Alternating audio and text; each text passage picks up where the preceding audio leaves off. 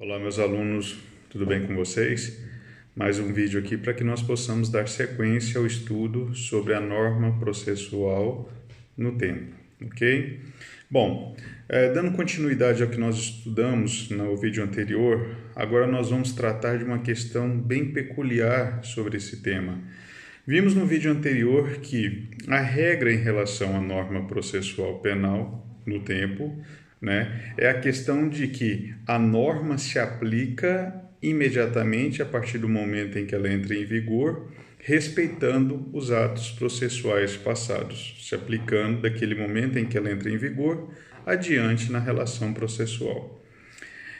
Isso é o que está e o que determina o artigo 2º do Código de Processo Penal.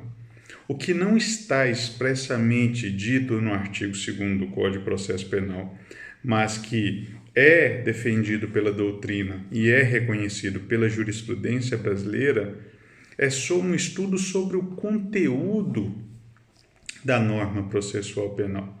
Quando se fala de conteúdo na norma processual penal, nós sabemos que o seu conteúdo é de regras processuais. A grande questão e a pergunta que se faz, é só mesmo de processo que se trata essas normas? Ou poderia vir algum outro conteúdo e, se viesse, como essa regra impactaria a relação processual já em desenvolvimento?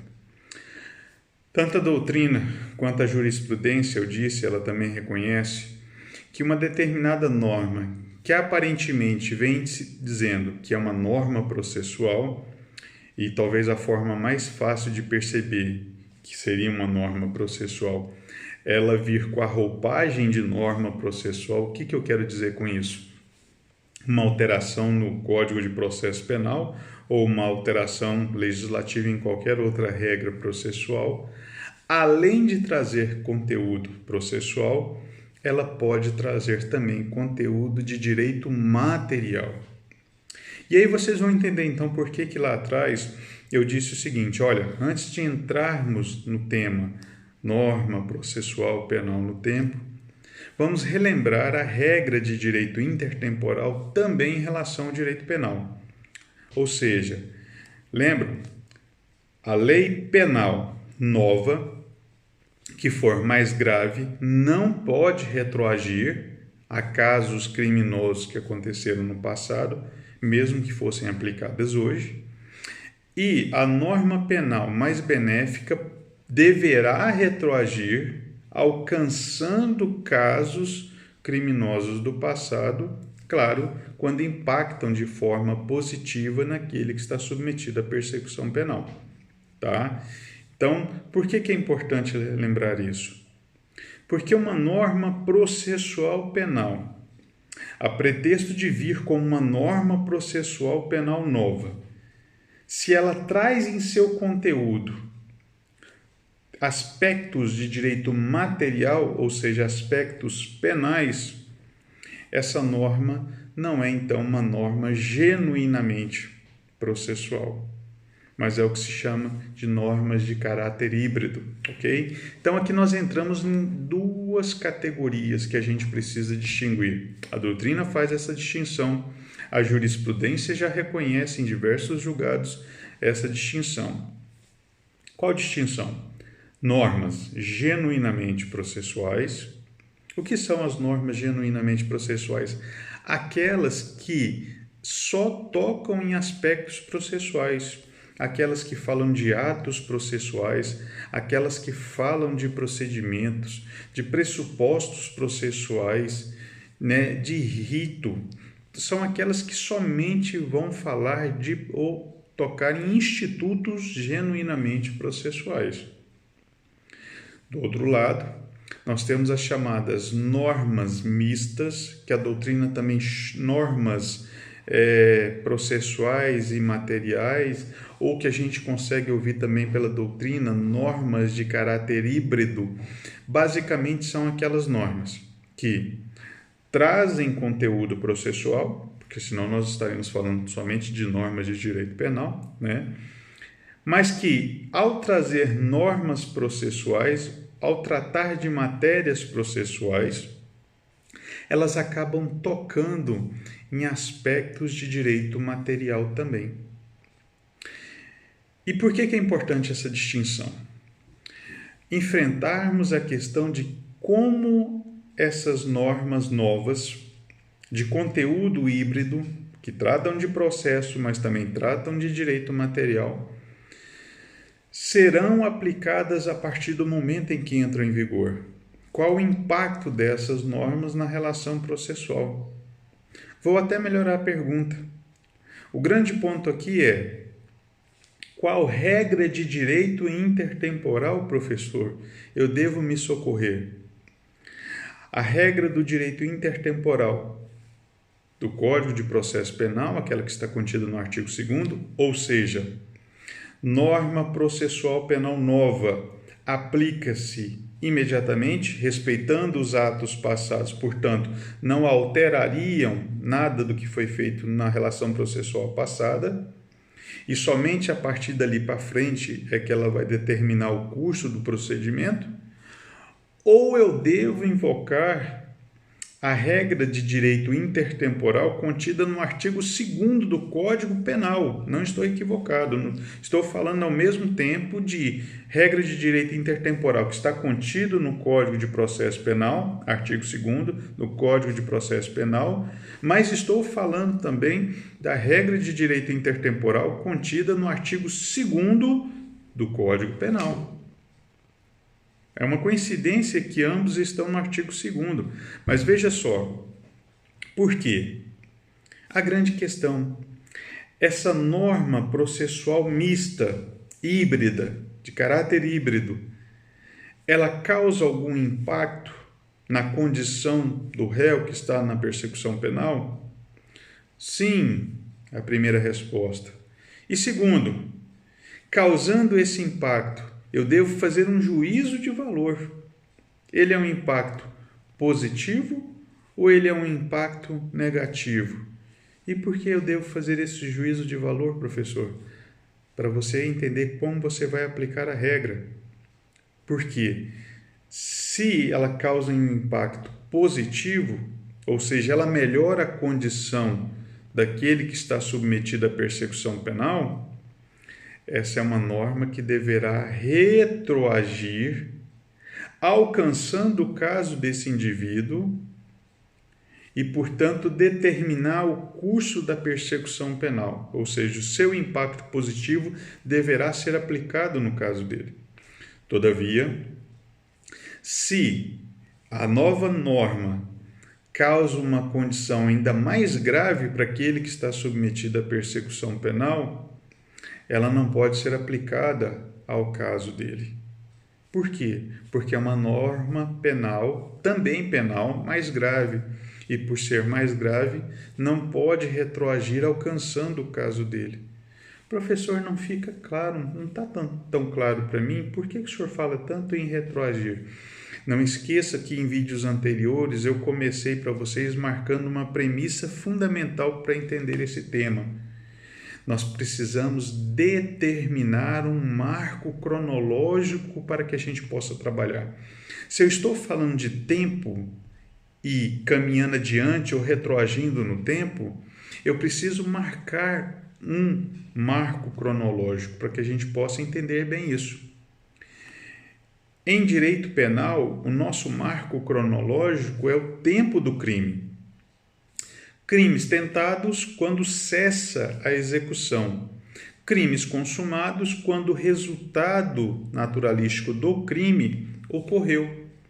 Aquele é um marco. Como é um marco que fica no passado, em direito penal a gente fala de retroagir, porque aplicar a norma nova mais benéfica àquele caso significa aplicar a um caso cujo crime aconteceu no passado. Agora, se nós estamos falando de norma processual, genuinamente processual, o marco cronológico que é a data em que o ato foi ou deva ser praticado. Perceberam a diferença? As sutilezas da diferença? A parte mais sofisticada é quando nós estamos falando de normas processuais, mas não genuinamente processuais, mas normas de caráter híbrido, porque ela é norma processual, mas ela também é norma de direito material. E por ser norma também de direito material, meus amigos, predomina para que invoque, neste caso, a regra de direito intertemporal, não do direito processual, mas do direito material, ou seja, do direito penal. Para quê? Para que a gente identifique, no caso, se essa norma híbrida impacta com seu conteúdo penal de forma mais benéfica ao caso e, portanto, deve ser aplicada ao caso, retroagindo a um evento criminoso do passado, ou se ela é uma norma mais grave e, por ser uma norma mais grave, ela não pode retroagir. Ela não poderá ser aplicada a esse caso, porque é uma norma mais grave, ganhando, portanto, ultratividade à norma anterior que teria sido derrogada ou revogada por esse aspecto material da norma processual de caráter híbrido. Perceberam? Muito importante, e essa é a conclusão que fica. A gente tem que avaliar e conseguir identificar essas normas, porque muitas vezes o legislador pensa que está apresentando ao mundo jurídico apenas uma norma processual, mas por talvez algum equívoco, alguma tecnia, ou às vezes até mesmo intencionalmente, ele acaba tocando em direito material também. E nós, como operadores do direito, teremos que enfrentar os problemas que surgem do impacto dessa norma nova, ok? Portanto, é muito importante que a gente consiga identificar essas normas de caráter híbrido. É muito importante. A doutrina, ela nos apresenta duas correntes para que a gente possa identificar essas normas. Uma primeira corrente, ela é mais restritiva. Ela só consegue enxergar que existem normas de caráter híbrido quando efetivamente está muito evidente, muito claro na norma que ela traz ali, ela está mexendo em algum instituto do direito penal, do direito material, né? Essa, inclusive, é uma das correntes mais adotadas. É importante que se diga, não existe uma que é acolhida e a outra é rejeitada. Eu já vi, ao tempo que eu estou atuando na área criminal, eu já vi os operadores, a justiça, ora se socorrer da primeira corrente mais restritiva, aquela que só reconhece normas de caráter híbrido quando na norma está muito evidente, né, que ela toca em algum instituto do direito penal também. Vou dar um exemplo para vocês, embora casos práticos eu vou tratar no próximo vídeo, mas eu dou um exemplo disso para vocês. É a norma do artigo 366, quando na década de 90 foi alterada, que falou da suspensão dos processos e também do curso da prescrição. Olha como você percebe uma norma de caráter híbrido. Suspensão de processo, genuinamente processual. Suspensão também da prescrição. Opa, prescrição é um instituto do direito material. Perceberam que uma norma tocou no aspecto processual, mas tocou também no aspecto material? E olha o juízo de valor. Professor, essa modificação que aconteceu foi mais benéfica ou mais grave ao réu? Eu vou tratar disso melhor no próximo vídeo, mas foi mais grave. Te adianto para vocês. Por quê? A prescrição é uma causa extintiva da punibilidade, ou seja, ela corre favoravelmente ao réu. A partir do momento que você suspende o curso da prescrição, você está dificultando, né, a ocorrência da extinção da punibilidade do réu, ou seja, portanto, é uma norma mais grave. Qual foi a conclusão? Embora eu vou analisar de forma mais especial esse caso mais à frente, no próximo vídeo. A conclusão é que essa regra nova introduzida lá na década de 90 no Código de Processo Penal não poderia alcançar os casos que em curso estavam, né, quando se tratavam de crimes anterior à entrada da lei em vigor. Mas existe uma segunda corrente que ela tende a ver de forma mais ampla as normas de caráter híbrido. De modo, sintetizando essa segunda corrente, um dos seus defensores era o nosso saudoso jurista que faleceu agora recentemente, Luiz Flávio Gomes, né? Aqui uma justa homenagem a esse grande jurista da área criminal e um vanguardista, considerando que ele tinha posições e pensamentos muito avançados sobre o tema penal e processo penal, Luiz Flávio Gomes era um dos que adotavam essa segunda corrente e viam, né, normas de caráter híbrido, não só quando vinha muito explícito na norma que ela tocava em um conteúdo de direito penal, mas quando de uma interpretação mais extensiva, de alguma forma aquela norma tocava de forma direta ou até mesmo indireta no direito de liberdade, ou quando tratava da pretensão punitiva. Olha, meus amigos, se tivermos como referência tocar de forma indireta ou direta no direito de liberdade, ou em se tratando do ius puniendi, praticamente todas as normas teriam um caráter híbrido, né? Então, essa corrente, embora eu já tenha visto, eu vou dar um exemplo para vocês mais à frente, dela ter sido aplicada, né? Ela acaba sendo deixada um pouco de lado, né? O que predomina é a primeira corrente, uma visão mais restritiva para a identificação daquelas normas que teriam conteúdo de caráter híbrido, tá? Mas não esqueçam da segunda, não. Né? Em alguns momentos ela acabou sendo buscada ali para que pudesse reconhecer ou trazer solução para um determinado caso e ser aplicada, né, para a solução de um problema específico. De toda forma, meus queridos, eu vou concluindo aqui e eu quero concluir acrescentando algo sobre esse tema que inclusive não está no material que eu forneci para vocês, de modo que eu peço que vocês tomem nota, tá? Se quiserem dar uma pausa no vídeo para pegar caneta, papel, se quiserem pegar o seu computador para fazer anotações, não tem problema, pode dar pausa. Veja só, o básico, que eu nem chamo de básico, porque não é todo mundo que aprofunda nessa questão, mas saibam que as grandes teses, né, das lides criminais surgem dessa temática, mas quando as pessoas enfrentam isso aqui adequadamente, passam isso que foi passado para vocês. Mas como eu tenho um compromisso de ir um pouco além com vocês, vamos lá. Vejam só, o que eu quero que vocês tomem nota. Não é somente a norma processual ou a norma processual penal de caráter híbrido mais benéfica que vai retroagir e impactar os casos passados.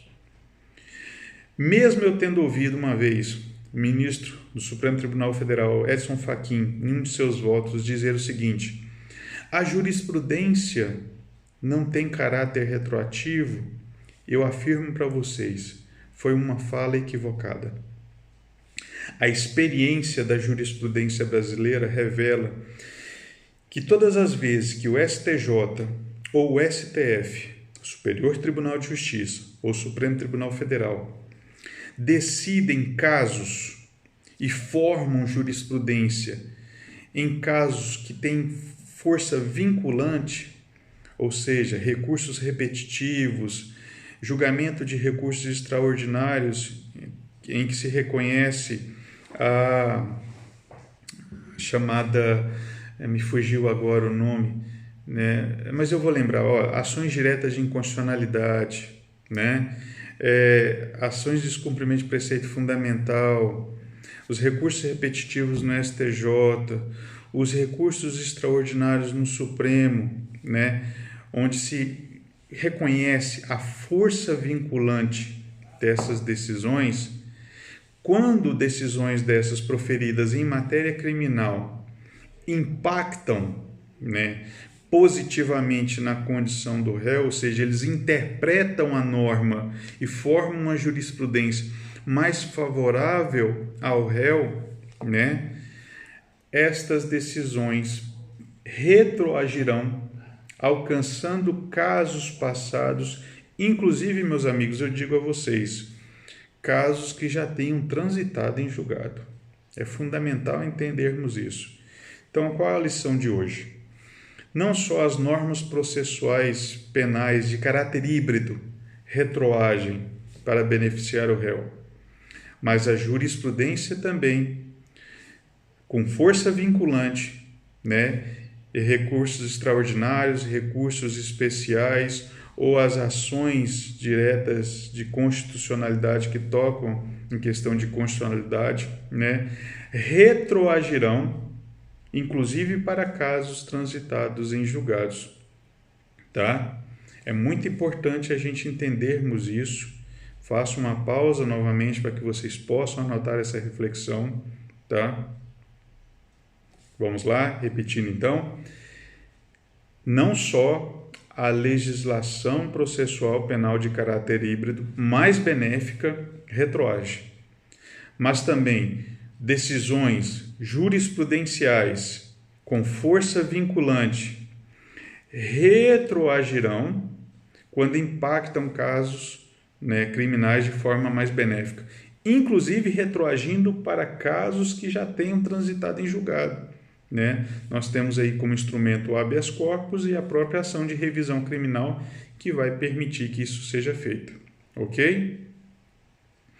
Meus queridos, eu lembrei, recurso extraordinário com repercussão geral, tá? Desculpem estar colocando aqui agora para vocês, mas é que essa questão é importante, não é toda decisão, né? Mas recursos extraordinários com repercussão geral, que o Supremo reconhece repercussão geral, né? Também, quando se tratam de casos criminais, poderão impactar de forma positiva, quando impactam de forma positiva, a jurisprudência fixada ali também retroagirá, ok?